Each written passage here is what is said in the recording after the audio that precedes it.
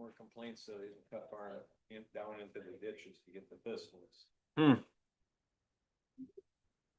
Yes, I did. Were there a lot of thistles? Oh, it's crazy, mostly on the county roads. But yeah, wherever there was, I made an extra pass, so it's the homeowner's problem.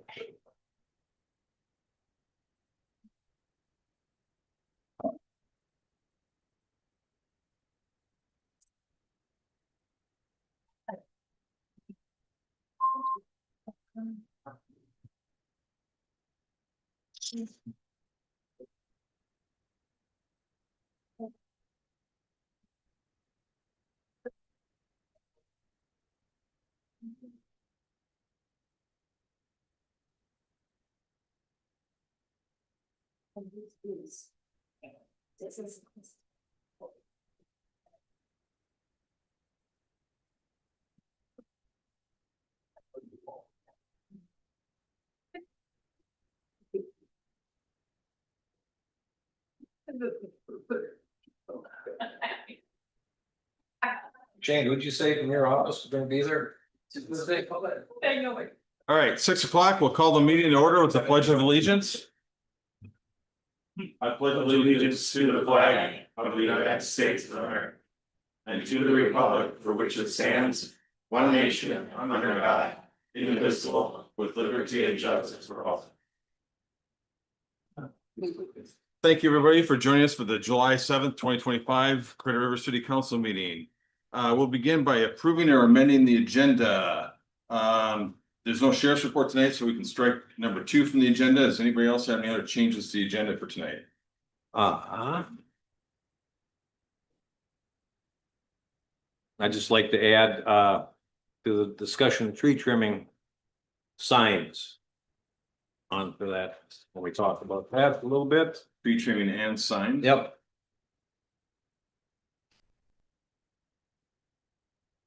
Okay, anybody else? Otherwise, I take a motion to approve the 2 changes to the agenda. I'll make that motion. Thank you, Leroy. Second. Thank you, Abe. Motion by Schomer, second by Zanto. All in favor, say aye. Aye. Anybody opposed? Hearing none, motion passes. Consent agenda. Those items on the council agenda which are considered routine or non-controversial are included as part of the consent agenda. Unless a council member specifically requested an item on the consent agenda be removed and considered separately. Items on the consent agenda are considered under one motion, a second, and a vote. Any item removed from consent agenda shall be placed at the end of general business. Tonight on consent agenda, we've got 3.1, approve the minutes of the June 16th, 2025 city council meeting. 3.2, accept the resignation of the city clerk. 3.3, resolution number 2025-23, a resolution consenting to the appointment of Steve Jelinski as the deputy city clerk. 3.4, approve payment of claims and transfer requests as presented. 3.5, approve the letter of credit resolution for the ranch of Credit River Second Edition. Is there anybody who'd like to remove anything from consent agenda tonight? Otherwise, we'll take a motion to approve consent agenda. So moved. Thank you, Jay. I'll second. Thank you, Leroy. Motion by Soderbock, second by Schomer. All in favor, say aye. Aye. Open forum. Thanks, Peter. Leroy's jumped in and grabbed it for you. Open forum. The public forum is intended to afford the public an opportunity to address the concerns of the council. The public forum be no longer than 30 minutes in length, and each presenter will have no more than 5 minutes to speak. Topics of discussion are restricted to local governmental topics rather than private or political agendas. The council may discuss, but will not take formal action on public forum presentations. Nobody signed up for open forum tonight. Would anybody like to speak in open forum tonight? Seeing none, we'll close open forum and move on to general business. General business 7.1, quote for temporary patching and overlaying, Larry Place, Engineer Nelson. Thank you. Don't mind, turn your microphone on, please. There you go. Thank you, Mr. Mayor and Council. At the last meeting, we had approved quotes for 2 other roads within the Casey addition that required some patching due to delamination. And this is a quote for that same contractor to do a 3rd Street, which is Cleary Place. The quote from McNamara Contracting is in the amount of $32,323. If you recall correctly, the first quote was in the range of 62,000 and some change. So with this at 32,323, we'd still be under our annual budget of 120,000. So with that, I would recommend that the council approve the quote unless there's any questions. Perfect. Thank you, Shane. Council members, any questions or comments? No, it's about, it's about half the price of the other two streets, so it's, which is about half the work, so. I think it looks like it's in line. And do we save, we're doing this because we're saving money by them not having to bring out their equipment? Or what's the value of doing this again? Like doing it this year versus next year? Because I assume we're gonna do it next year no matter what. Yeah, Councilor Markert, I think the value would be getting through the neighborhood on a quicker timeline. Okay, You know, when we first solicited quotes, we weren't sure what range those quotes would come in at because of the price of oil and bituminous and an even smaller job. And based on the two quotes that came in pretty well, that you previously considered, I just think it would be a good idea to have this on. You know, the only thing I'd mention is that now the value will go over 75,000 combined. So then the contractor will be required to provide performance and payment bonds. Okay. But that's, They're we're willing to- gonna save on mobilization. okay, So, all right, thank you. to me, it's a. Okay. Any other questions, comments? I'd make a motion, we approve it. I'll second. Thank you, Jay. Thank you, Abe. Motion by Sonnenbach, second by Zanto. All in favor, say aye. Aye. Anybody opposed? Hearing none, motion passes. 7.2, recommendation to offer candidate finance director position, Administrator Jelinski. Good evening, council and Mr. Mayor. Can you hear me okay? Yes, thank you. Wonderful. So thank you. So council members Markert and Zanto and I interviewed two candidates for the position of finance director. And we overwhelmingly would like to recommend to offer that position to Sue Iverson, because she's very well qualified for the position, and she already knows our system as she's our interim, and the other candidate did not have the experience and the knowledge that we were looking for this position. So the hiring committee is looking for just to recommend that we offer that position to Sue Iverson. Okay, thank you, Steve. Council members, questions, comments? No? I'll just make a comment.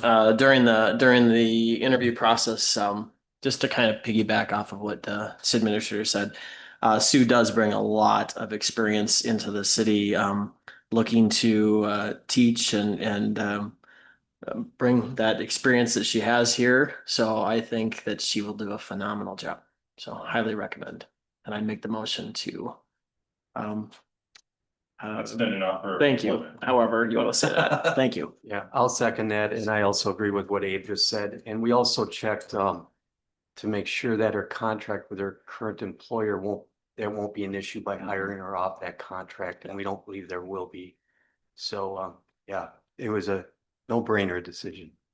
Yeah, so just to clarify, just to make sure, suggested action was to approve the recommendation of the hiring committee to extend an offer of employment to Susan Iverson for the position of finance director. Correct. Is that your motion? That is my Okay. motion. And you still second that, Bill? Yes. Okay, so I've got a motion by Zanto, second by Markert. All in favor, say aye. Aye. Anybody opposed? Hearing none, motion passes. Well, provided you get through that piece of it, welcome to the team. 7.3, advertisement, job description, and application packet for city clerk position, Administrator Jelinski. All right, thank you again. So with the departure of Amy, we need to, or the recommendation would be to fill that position. We statutorily need a city clerk. And so the advertisement, the job description, and the application packet were all what we used when we hired Amy. We just updated for timeline and use the current or the same wage, hiring wage for that position. And then there's also just a couple places that will advertise for that position. I'm not thinking that we're going to have a hard time filling the position. The city clerk positions generally go pretty quickly, so which would be good. So we're just looking for approval to get that out starting tomorrow, so we can start looking and get someone on board as soon as possible. Okay, thank you, Steve. Council members, any questions or comments? Nope. I do want to formally, thank Amy, since her notice came in between meetings and her end date was in between meetings. Thank her for 9 months of service to Credit River. She did a great job, brought a lot of professionalism, reliability, and a lot of care to the role that's important to us. And it's unfortunate with the surroundings of her resignation and all that, but she did a really good job, and it's sad to see her leave. And with that, I'll make a motion to approve the job description and application packet for the city clerk position. Second. All right, motion by Costick, second by Sutterbach. All in favor, say aye. Aye. Anybody opposed? Hearing none, motion passes. Moves us to 7.4, proposed ordinance amendment to zoning ordinance section 20-4. Planner Strickler. Good evening, Mayor and Council. At the Planning Commission's June 18th regularly scheduled meeting, they held a public hearing for this proposed amendment, which changes several uses from conditional to interim use, as well as in the ordinance provided for you all includes the cannabis uses that was kind of separate because it hadn't been all integrated into the use chart. Obviously, it had been approved when you approved that, but those are listed here now, and we kind of restructured the table as well to kind of keep the header of the PCIU labels on top of each page so that when someone's looking at it, they have that key in their mind if they're not somebody from city staff who's staring at it all day. But mainly we changed a lot of the conditional uses to interim uses that we find have more of that temporary or flexible nature. You're likely, when that use is done, it would make sense to have the permit kind of be done with it rather than running with the land, where we're trying to continuously update or amend a conditional use permit as a new owner comes in and has a new vision for that property, et cetera. So that's the proposed, so everything in the use chart that has the crossed out C and it's supposed to be a bolded I, but I doesn't look very bold. So sorry if it's kind of hard to read on the ordinance, but that is what we have in the ordinance for you, as well as the summary publication notice to, of course, save on publishing fees, because this full table would cost a lot in the paper. So. And nobody see it there. Yeah. Right. Perfect. Thank you, Claire. Council, questions, comments? No. You good with it then? I would make a motion to approve the ordinance amendment.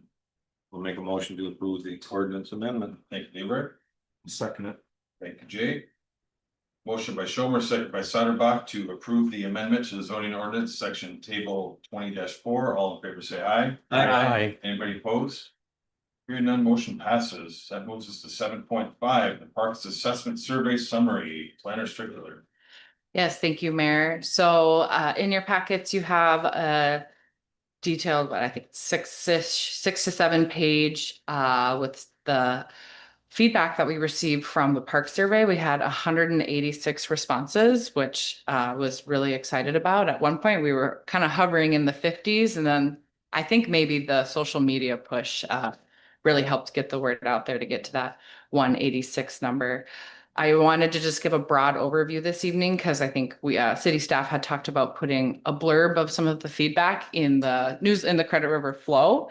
But wanted council to be aware of some of the feedback prior to having the blurb there for your residents. But generally, kind of overall, we heard that a lot of people didn't actually know that there were some city-owned parks, but that a lot of the users do go to Cleary and Murphy, which is probably not surprising. And that in terms of improvements, a lot of the respondents felt that any sort of money towards improving the park should be used for the existing facilities rather than new. But it was noted that the southern part of the city does have a little bit of a hole in terms of service areas and of closeness to parks and the accessibilities to parks. But again, there were some comments or suggestions to have some more trail connectivity or just connections to the park systems throughout the whole city. And again, respondents weren't necessarily unsupportive of additional parks. It was just, I think, being strategic about the location of them, if that. And if new parks were to somehow fit into any sort of new development that occurs down in the southern area, to see if there's a possibility to have connectivity to the northern part of the city. So that's kind of my high level overview. I'm happy to answer any questions, but this is really the first part of this assessment. We've gotten the feedback. We'll continue to kind of review it and get all of that and come back with some draft goals and strategies based on what we know of just Parks and Rec trends and systems in the area. And then, of course, what the residents are saying and want to see in the community for park systems.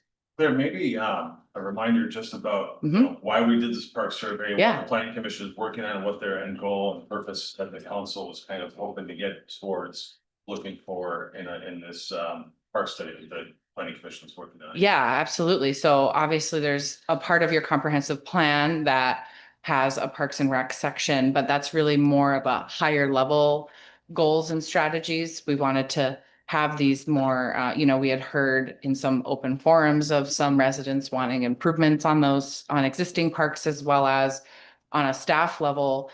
We had done an analysis on the park fees with subdivision applications as development continues to come in and sort of what's happening in the surrounding areas. But we can't just rely on that. We need to have this study if we're going to make any sort of actual changes in the fee schedule.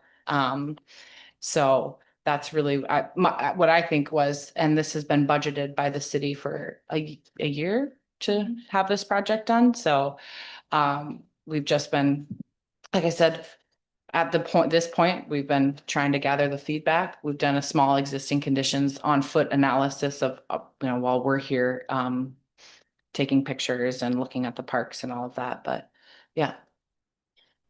Perfect. Council members, any comments, questions, or discussion? It's good to see this information. Yeah, I don't think it's any surprise that Cleveland and Murphy get their top billing. I think I remember the last time I saw numbers, Murphy was 250 to 300 visits a year. Larry was over 500,000 per year. I think You're talking 1,000 people. visits. Yeah. Yep. Just a sizable number of people, especially for Murphy, given it's pretty much undeveloped, and whatnot. You have to go down dirt road to get there. For the most part. Rough dirt. Rough dirt road. But you have the horse, people, the bird people, biking now, they have, Mountain bike trails. other things they have going out there. They're really great amenities to the area, that's for sure. The one thing I just like to point out, and I think this is really important for us to remember as we're going through this, is 75% of respondents are supportive of the city pursuing park financing for improvements, but only 33% are supportive of raising taxes. So 66% of our residents do not want to pay more taxes for city parks. So I think that's something we really have to pay attention to. Don't disagree. Yeah. Yes. Which is, partly why we want to do some of this to try to, work on capital funding through other sources.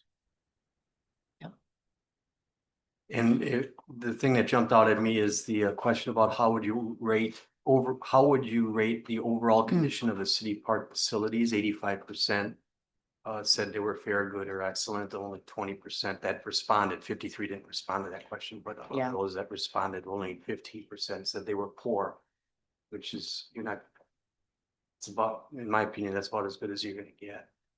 So. Yeah, I don't know that, I mean, other than we've got some requests for some improvements from time to time from residents here and there, but. I don't think there's any need to race up and make, you look at some of the surrounding communities that are doing big, capital. Upfits to their parks and whatnot that are, pretty expensive and, of course, they have a lot more neighborhood parks and a lot more, density around those parks that utilize them, but, yeah, I don't think that we're looking for any, run out and do anything big, but, Right. but we want to make sure that in the future, as things may change, that we're prepared to do something without having to, raise the levy for that capital improvement piece. One thing I think, probably next month, one of us should go inspect all the park equipment Mhm. to make sure there aren't any bolts loose or broken things that someone can get hurt on. Usually a couple, 3 times a year we do that, but somebody wants to. I usually do it, but somebody else wants to take a look at it. Be great. I'll do it. I'll go on the swing sets. You want to? Load test. You want me to do it? That's fine. Yeah. Yeah, that's fine. I'm not an expert at safety. I'll just. I think Don't fall off. more just, like, most of the time what happens is kids will stand in the swings and break the swings and, what else have we seen? People broken before, Take sledgehammers to the benches or whatever, Frustrated at home, I guess, I don't. Yeah, it's just maintenance. so Claire, do you expect then that this will be back at planning commission? Yeah, Future? excuse me, likely for their August meeting, we'll have those draft kind of goals and strategies for them to take a look at and work through as a group. Okay, Yep, that's the next step. so no action needed from the council? Nope, no action needed. This was purely just an FYI. All right, sounds good. Move on to 7.6, discuss city council bylaws for amendment. Councilmember Schomer asked for this agenda to be on the item, last council meeting. Yeah, I think we should have, one person be in charge of figuring out who's talking to staff instead of, just councilmen pulling up staff. I think you should go through the, administrator on this. That you don't have 3 councilmen calling up the same person, asking the same questions, just seems to be a waste of time. And they have other things to do, so, other cities, I believe, have that in place. So I think we should look at it. Okay. Note in the packet, Attorney Michael, you may have some, opinions and suggestions in this, space here. Well, apparently I have some opinions or suggestions. Oh, that's what it says on the, for options. Well, I guess all I can tell you is sort of generally how cities do this. The legal boundaries are pretty broad. It's primarily that an individual council member can't direct staff, right? Your role is here tonight, discuss and vote. Talking to staff, asking questions, sharing opinions with staff. Those are not legal issues. They can be management issues for a corporation though. And so typically what we see is on smaller cities, there's a policy that all queries go to the city administrator. On larger cities with big departments, city administrator or department heads. Obviously, everyone who works here is a department head and the staff of that department. So I don't think that's That's not what those policies are designed for. But beyond that, I really don't have any comments other than that perspective. Sure.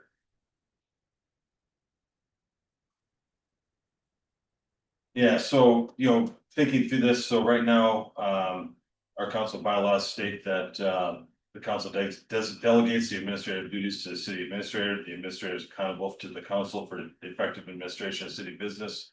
In accordance with council decisions, the council should exert its control through the administrator. Generally, the council administrator will act as an intermediary between the council members and city staff. However, at times, council members may wish to obtain information pertaining to the city business direct staff.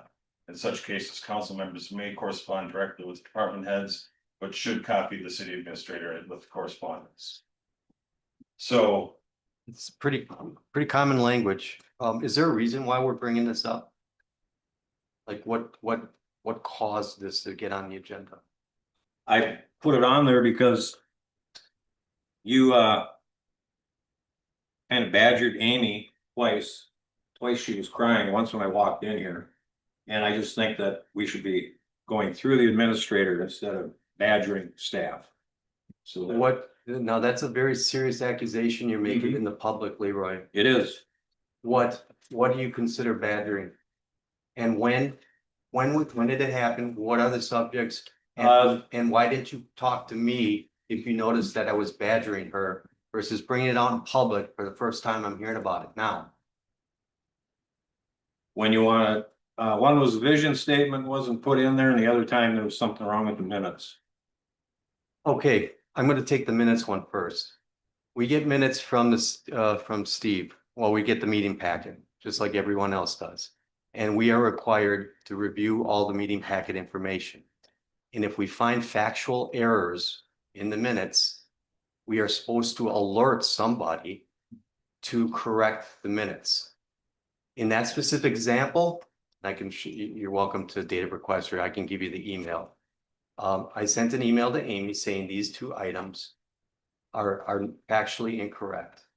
She made the changes. I'd sent it to her in advance of the meeting, so it would be done. Hopefully with the meeting packet that we received for that nightly meeting. That was not badgering her. And I can show you the email. It was saying, Amy, these two things need to be corrected. They were factually incorrect. They were related to the vote and who made motions and who said no to a motion. So to me, there's nothing wrong with that email at all, and that's not badgering anybody. The second one, the vision statement. We approved the vision statement resolution, I believe the April 22nd meeting. And I believe in the resolution, it said it was going to be posted to our website. And actually the resolutions get posted too, but the vision statement would be posted to the website also. And a month had occurred and I hadn't seen it, or almost a month. Maybe it was a little less than a month. And I just sent a follow-up email to Amy saying, will this be posted? That is not badgering. And that one, I actually think and Steve, you can correct me, and I can look it up. I copied Steve. I copied Steve on practically all of the emails I sent to the finance director or to the clerk. That's not badgering. That's just making sure that we're doing what we said we were going to do. And because it wasn't posted, it was just a simple question. It was just like, by the way, did you post this? And I'll give you another example that I sent to Amy too, another email. On November 7th, the day after the election, I sent her my election certification and I asked her to post it, okay? Because that's what you have to do as a city clerk, you have to post it on our website. And in May, I noticed that some were posted, but mine wasn't. I sent a simple, hey, Amy, could you post this? I didn't say, oh, you forgot. You should have posted this November 7th. It was a second follow-up to make sure that she posted it. To me, that is not badgering. That is a simple ask that gets done. I did an analysis. I talked to Steve. I felt bad that Amy left because I found out from Abe, I was given one reason why she left. I was given the reason that, Excuse me, if I may interject, we have some private personnel data now. If we're going to start talking about her. then I won't get reasons into for- that. thank you. Then I won't get into that. I will say I was told one thing and all 4 other city council members were told something else. And I had a conversation with Steve last week to talk about that because I didn't think that was right. And actually Abe sat in on that conversation as well. I don't believe that our bylaws need to change. They're very common, how we have it written. I think it's important that the city administrator gets anything that we send the city staff copied. And I don't believe I've ever directed anyone to do anything that was outside like directing them to do a project that's gonna take multiple weeks. Correcting minutes to me is not directing someone, it's just correcting them for the upcoming meeting. I think it'd be less efficient if we just start having everything go to Steve and then he's got to farm it out to our city planner or our city attorney or our finance director. To me, that's less efficient than what we're doing today. So I don't think there's any reason that we need to change things. And I take offense. I did not badger her. I wanted to apologize to her. I sent her a nice note when she sent out the note on her last day or second last day last week. She said it was not any one particular person. It was not one particular incident. If she cried, I'm sorry. I'm not sure why, and nobody brought it up to me. She didn't bring it up to me. I can't change how I'm communicating with someone if nobody comes to me and tells me that I'm communicating in a proper way. And I don't, without knowing the specifics, I don't know. That's my thoughts. That's all I'm gonna say to that.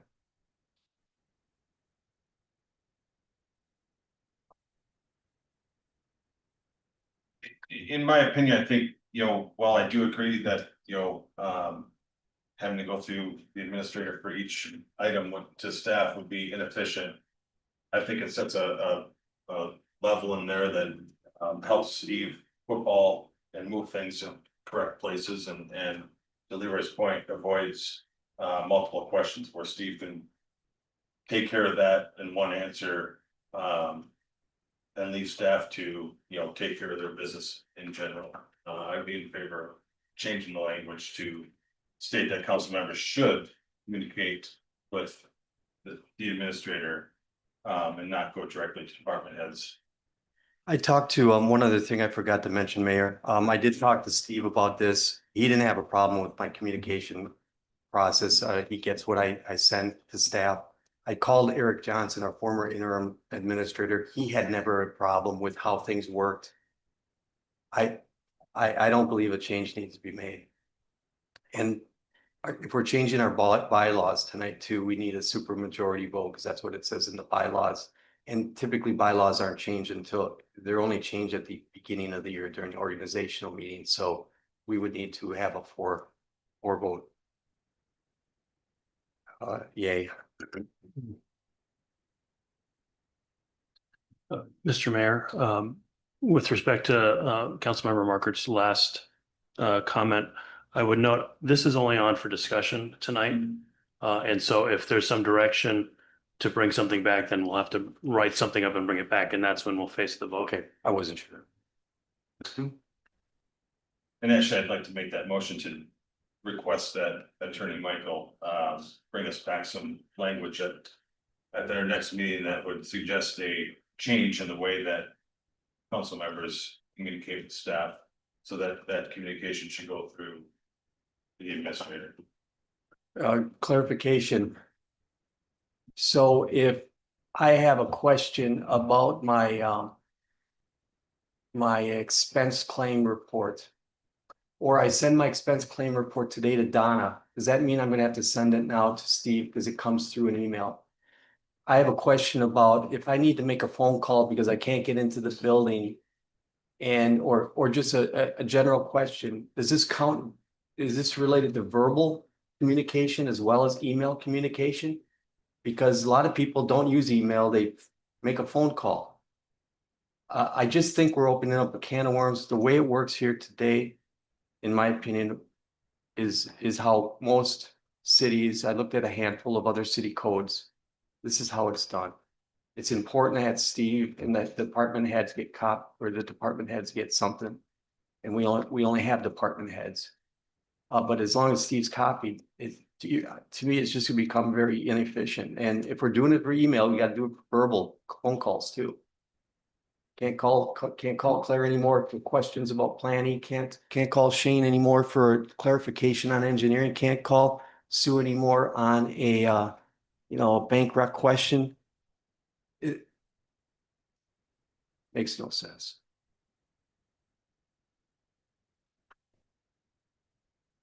Yeah, I have a problem with it as well, to be honest. I think that it's very clearly in there that says generally the city administrator will act as an intermediary.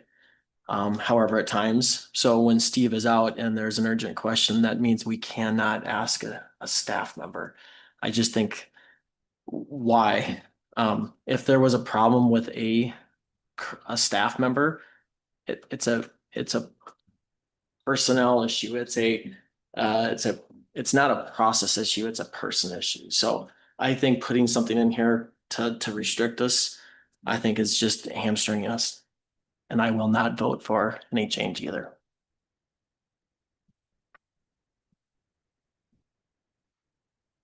Don't disagree, it will hamstring us, but I think that the, particular council members had a problem with this and, because you're right, it is a personnel issue, and I believe we've heard from our latest person that left, and I think there's evidence suggest there may be other ones that have had the problems.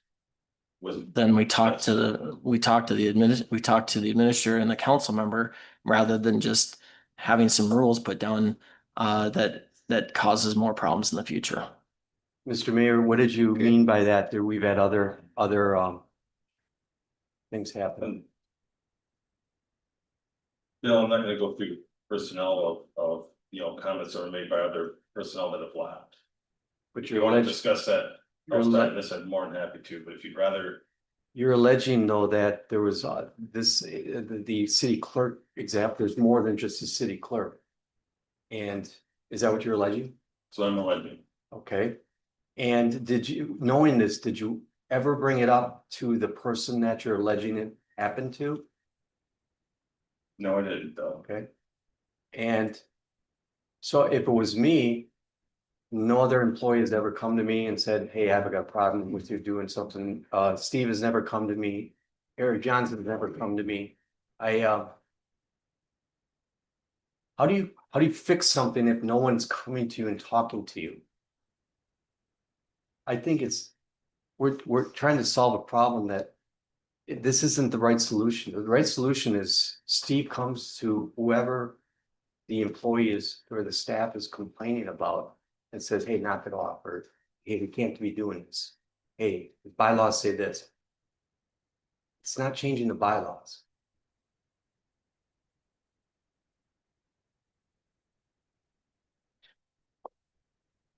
I think in the light of efficiency, we should be trying to direct all of this through the administrator if we can. Do we need to? As far as doing that, the administrator knows what the workload of everybody else is. And if we have individuals actually just kind of taking their workload, other people's workload into the thing without knowledge of what other projects or other things that they're working on, it is probably inefficient for us. So, I mean, ideally, I think we should be having an administrator who's, that is the administration, the council is the legislative body. The administrator and the executive essentially enacts what the council wants that to happen. So I think we should really be trying to live by that. Now, how we word the rules and everything else is probably up for more discussion, obviously, but if we want to be efficient, we really should be going through our administrator who we hired to do that job. Mr. Administrator, would you like to get all emails, all phone calls for anything the council is going to be sending? Yeah, Mayor and council members, thank you. The way the bylaws are written now, that should be the case. If if anyone on the council is going to correspond with any of the department heads, I should be notified of that, yes. I see both points, or both sides of it, whether it's solely me or just copied on the email. They both make sense. What's your preference? My um Well, Bill, it's really up to the council to dictate the. I think it's very, representation of I'd like to know what the city city, offices. I'd like to know what the city administrator would prefer.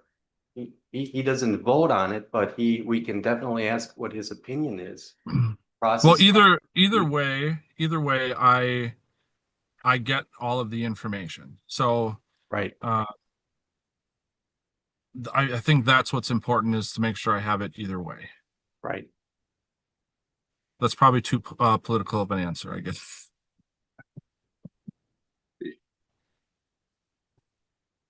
I do want to just reiterate something that was said is this would also, any change would go to any kind of communication. And there's a lot of council members that have conversations on the phone with staff. This has every paycheck I send a timesheet to Donna. So I think this is, in my opinion, kind of silly. The word says generally, let's follow generally. And when there's a case where we need to go outside of it, we can do that. It's just not that complex. We're wasting time. I'm gonna withdraw my motion. Not gonna be support for it anyways. I will ask, however, though, that council do consider our staff when making comments to staff and connecting with them, and consider that we've now had, 4 employees here less than a year. Getting quite the reputation of people running around of Credit River can't keep employees. It was a topic of conversation at the League of Minnesota Cities conference 2 weeks ago. I heard that from other city officials, that 800 and some cities in Minnesota that were at the conference, Credit River is being talked about not keeping employees. That's disappointing. That's hard to take. So maybe we should do formal exit interviews. I've never seen anything. So how do we Yeah, solve I've the never heard problem of when we anything don't either. I know don't the know. I thought data? I thought Matt left because he got a better job. I thought Amy left. Well, I'm not gonna talk about that. I don't, We have to talk. If there's an issue, Yeah. just should come through the city administrator to the city council. We can understand what the issue was and we can resolve it. agree.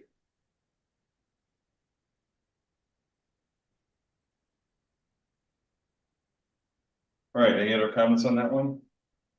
So I guess no action of that. 7.7, discussion about tree trimming and signs, Councilman Joker.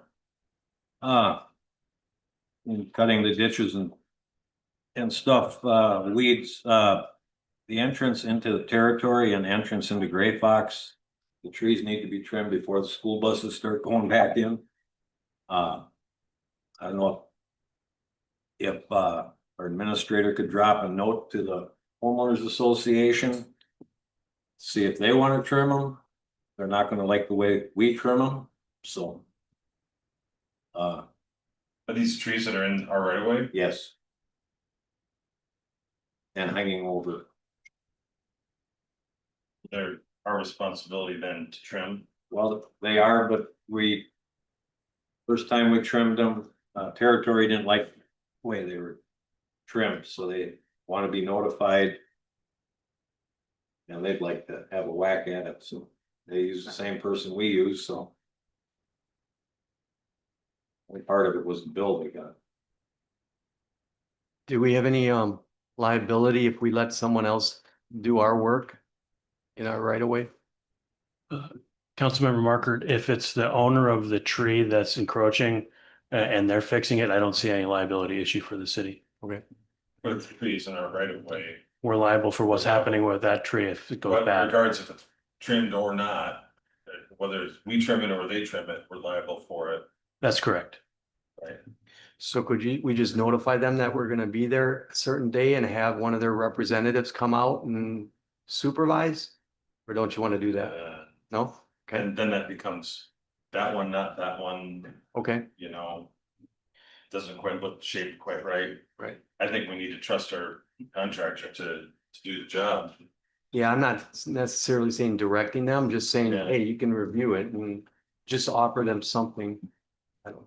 I have a question about encroachment onto the street itself, and obviously it's in it right away, but just say in a neighborhood, there's an ornamental bush that has grown and grown and grown, and now extends actually even over the edge of the pavement by a number of feet. What is the responsibility that is that? Obviously, it's in our city's right of way. Is that something we need to take care of, or is it something property owner needs to take care of?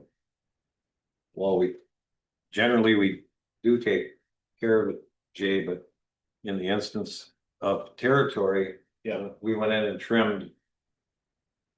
They put the trees in our right of way, and then after the fact, I believe it got put into the developer's agreement that it was okay to have them there. Mhm.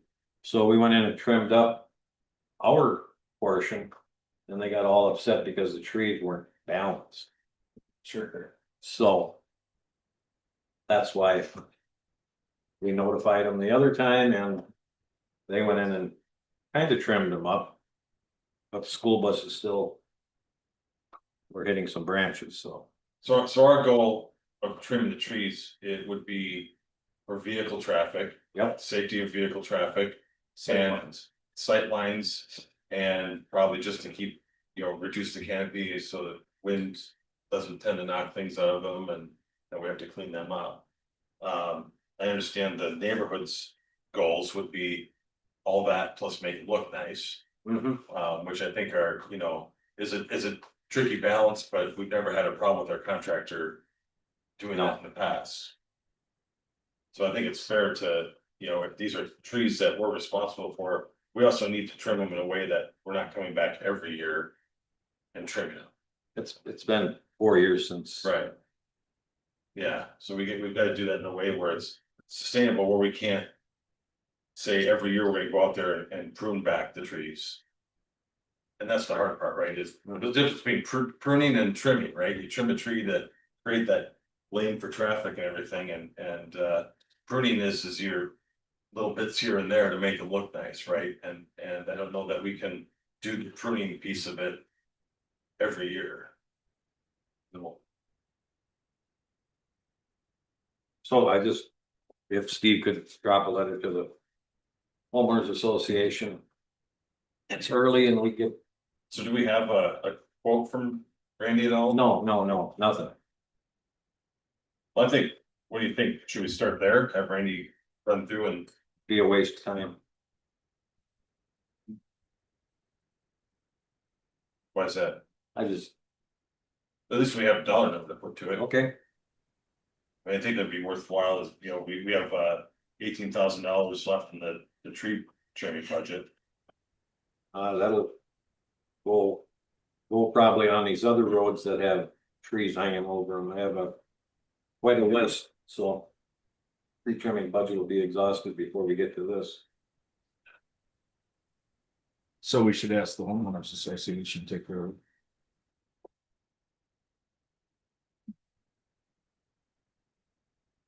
When they generally do wanna take care of it. Generally.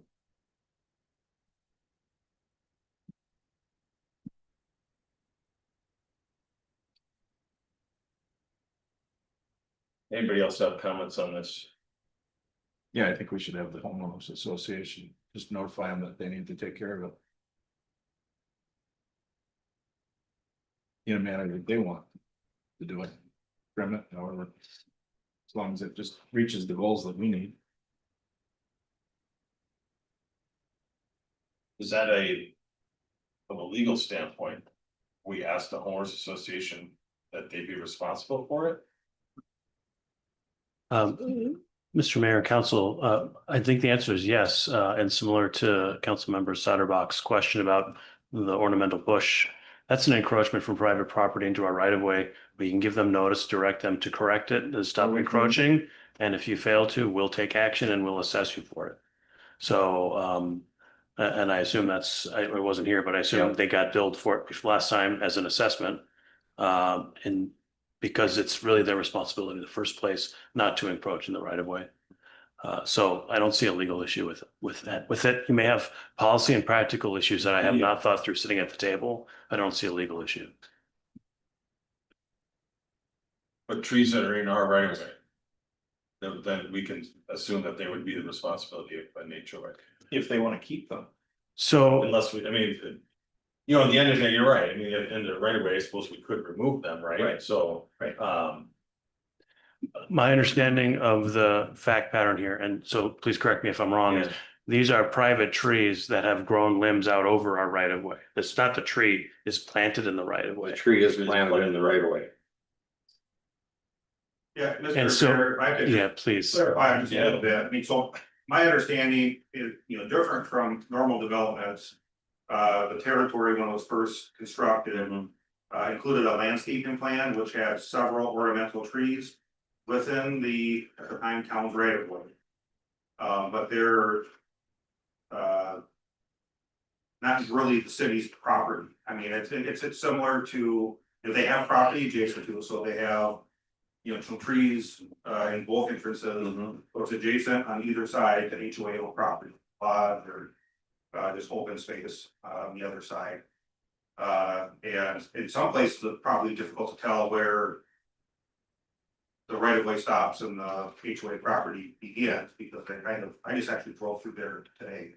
I know it's the same thing. It's it's almost touching, But the right of way is almost where their fence is. Their fence is outside of our right of way, so. Along. right. And the tree, trees are 5 feet inside of that. So. Yeah, my understanding is they probably want to keep them. And if part of keeping them means maintaining them, to communicate that to them. I think that's the right way to go. It's just, I mean, I'm fine with that. Provided that they continue to maintain that legally, it's not a problem for us. Mr. Mayor, I need to amend my former comment based on what I learned from Shane here. I would need to review the development agreement to see what our legal rights are vis-a-vis this. Generally speaking, it's in the right of way by virtue of a development agreement. That's basically an encroachment agreement that allows it to be there, but it would still be privately owned. But I need to see how it's written. I don't know the answer. It would still need to be maintained. Absolutely. So, that's the way I look at it, is I think that it's agree. their responsibility to maintain it. And, it shouldn't be something that's a regular maintenance item for the city and for taxpayers. Because if that's the case, then the proper thing to do would be to remove it from the right of way, so that it's not our problem.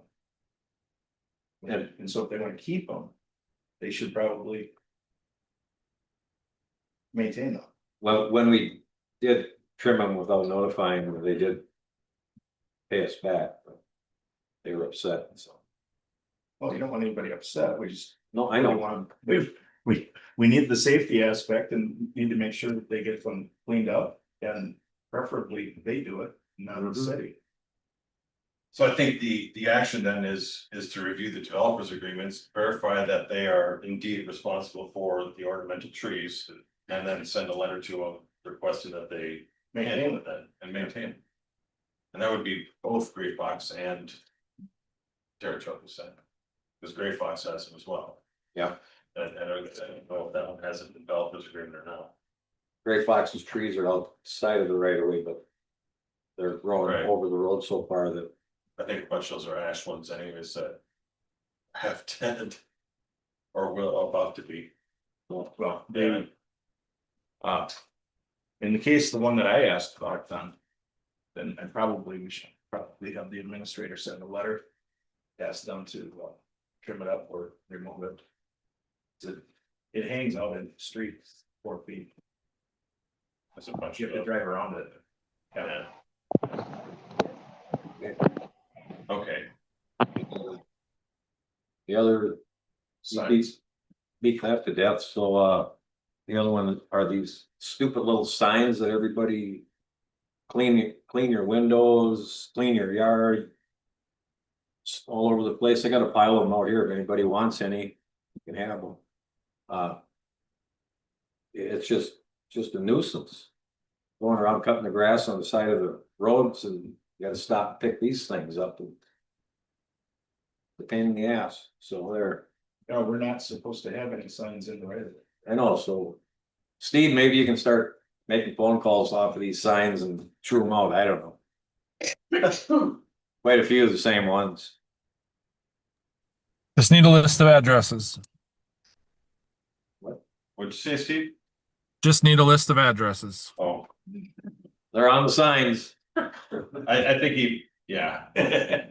just kidding, it's good, At the end of the day, I'm pretty sure our sign ordinance prohibits that, but, yeah, it's a matter of, removing them, that's the task, right, cause they get placed everywhere. Between the, like you said, the window washes, the bug people, and developments, all that stuff, it's. and then we haul your junk, Yeah, anyway, okay. We talking about the roundabout signs on the weekends? that's. No, I mean, they're, that's county and county. We're not talking about those. No, county does prohibit that too, but like, when, the ones that get placed in just at corners and. Oh, yeah, roads the and corner stuff here, like- we Yeah, actually have an average two of them. Right. I've taken them down. Yeah. absolutely. So if they're in your yard, pick them up, throw them away.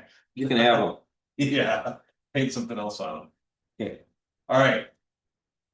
So we're good on that, so we're gonna have staff look into the developers agreements and then make requests of the HOAs to maintain their trees. Right? Okay. We're all good with that? mhm. Perfect. All right, move on, staff and council member reports, we'll run around from starting with Claire. Anything, Nothing to add. Peter? Nothing. Hey, Nope. Leroy? One thing I'd like to, with the entrance out here, to try and make the building more secure with another layer of security, look at possibly getting a quote on some aluminum frames and a aluminum door out here in the entryway. We discussed 5 years ago about doing something out there and we never did, remember?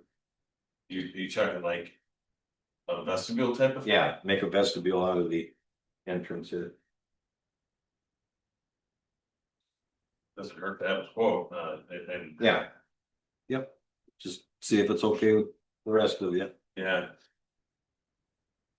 Like a deadbolt on the door would be Well, a they'll good price of piece. get wired for a buzzer or whatever.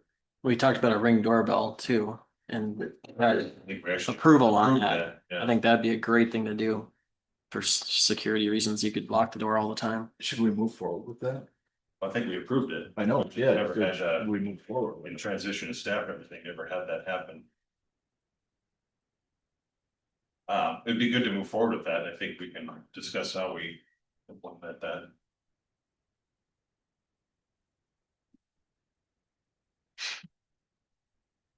Okay, I've got nothing tonight. Nothing. Bill, Since our last council meeting, I attended the planning commission meeting. I attended the country court park meeting, which was we had probably double, triple the number of people at that one, which was good. And did with Abe, the finance director interviews. So those are the things I've done since the last meeting. Sue, anything? Shane? Hi, Mr. Mayor, I called just one item, the County Road 27 bypass lane project has started, they started today with clearing and grubbing or tree removal. So that's scheduled for this week. After the trees are gone, there's several utilities that have to be relocated, so there's power lines. Zayo has some communication lines and so that can bear up. And so beginning next week and after the next 2 or 3 weeks, we expect those utilities to be relocated. And then as soon as those utilities are out of the way, then we expect the contractor to begin the construction of both for it. So just an update on that. And then also just a quick note, I am on vacation on Wednesday. I'm heading out to Yosemite National Park, so. It's done for 5 days. Okay. Any word on when the seal coating is gonna happen? No schedule on, okay. Question quick for Shane.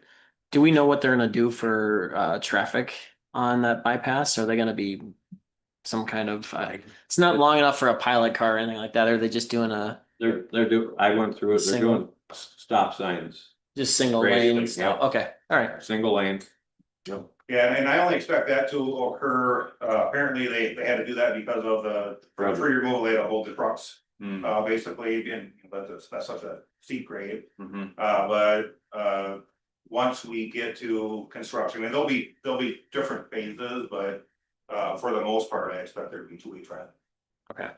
Barrels on each side and, equipment working on both sides. Yeah, I just think coming up that hill, Yeah. You come up hopefully to we the have top some of the hill and- signage that's, work ahead or something. I haven't been down there, so I don't Yeah, know. they have a, Okay, it's all a quarter of a mile back, half a mile. okay, great. Abe, I'd like to make the motion to adjourn, please. I'll second. motion by Zanto, second by Shomer, all in favor say aye.